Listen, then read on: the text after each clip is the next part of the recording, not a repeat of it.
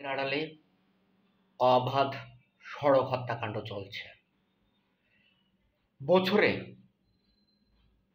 সড়ক হত্যাকাণ্ডের শিকার প্রায় ৩২,০০০, কিন্তু একজন ঘাতকদের সাজার নজির নেই। প্রতিদিনই সংবাদপত্রের প্রধান খবরের শেষ লাইনগুলো এক অভিন্ন। অমুক জেলায় এতজন আহত, এতজন নিহত, ঘাতক পলাতক, কিংবা ঘাতককে ধরা সম্ভব হয়নি। মনে হচ্ছে মিডিয়াগুলো এটা কপি পেস্ট করে রেখেছে, যে যেই ধরনের সড়কে হতাহতের খবর আসবে শেষ লাইন একই, জাস্ট পেস্ট করে দিবে, ঘাতক পলাতক, ঘাতককে ধরা সম্ভব হয়নি। তার মানে কি, ঘাতকদের ধরা কি নিষিদ্ধ?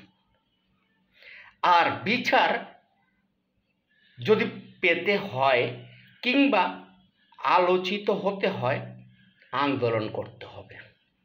আন্দোলন না করা কি অপরাধ? আপনাদের কাছেই আমার প্রশ্ন। সড়কে সন্তান স্বজন হারানোর পর আন্দোলন না করা অপরাধ। বাংলাদেশ জন্মের পর শুধু বিওপি শিক্ষার্থী আবরার সে হত্যাকাণ্ডের শিকার হওয়ার পর সেই গাড়িটি রোড পারমিট বাতিল করা হয় এবং ঘাতককে গ্রেপ্তার করা হয়।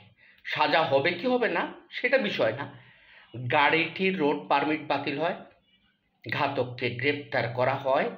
মিডিয়া 24 আওয়ার্স সেটার উপর সংবাদ করে। তার মানে আন্দোলন করার কারণে মিডিয়া লুঙ্গি পরে নেমে গেছে। দ্বিতীয় ঘটনা, রমিজউদ্দিন কলেজের শিক্ষার্থী দিয়া ও করিম সড়ক হত্যাকাণ্ডের শিকার হয়। শুরু হয় আন্দোলন।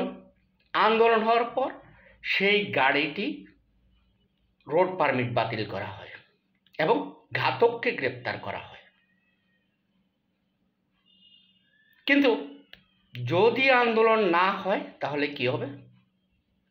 মেধাবী শিক্ষার্থী আদনান তাহসিন সেন্ট জোসেফ থেকে ফেরার পথে জোয়াসারা বাজার বাস স্ট্যান্ডে জেব্রা ক্রসিং দিয়ে রাস্তা পারাপারের সময় সে হত্যাকাণ্ডের শিকার হয়। সেন্ট জোসেফের শিক্ষার্থী, প্রিন্সিপাল, শিক্ষক ন্যূনতম সহানুভূতি দেখায়নি, প্রতিবাদ করেনি। তাই মেধাবী শিক্ষার্থী আদনান তাহসিন হত্যাকাণ্ডের বিচার ঢাকা পড়ে। আদনান তাহসিন যেখানে হত্যাকাণ্ডের শিকার হয় তারই পাশে বারিধারা স্কলার্স।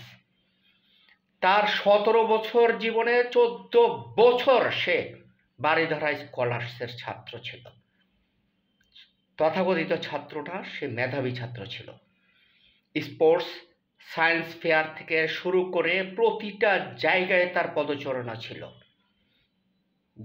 শতাধিক মেডেল, সার্টিফিকেট, কিন্তু সে সেখানে মাত্র কয়েক গজ দূরে মরে পড়েছিল।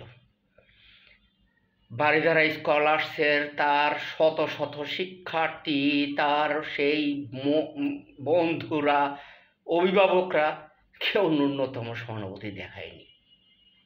সহানুভূতি দেখাচ্ছে শুধু তারাই যারা জীবনে আদনান তাহসিনকে দেখেনি। আমি আদনান তাহসিন হত্যাকাণ্ডের বিচার চাই, প্রতিশোধ নয়। আমি আমার সন্তান হত্যাকাণ্ডের বিচার চাই। আইন সংস্কার করে ঘাতকদের একমাত্র সাজা মৃত্যুদণ্ড কার্যকর করতে হবে।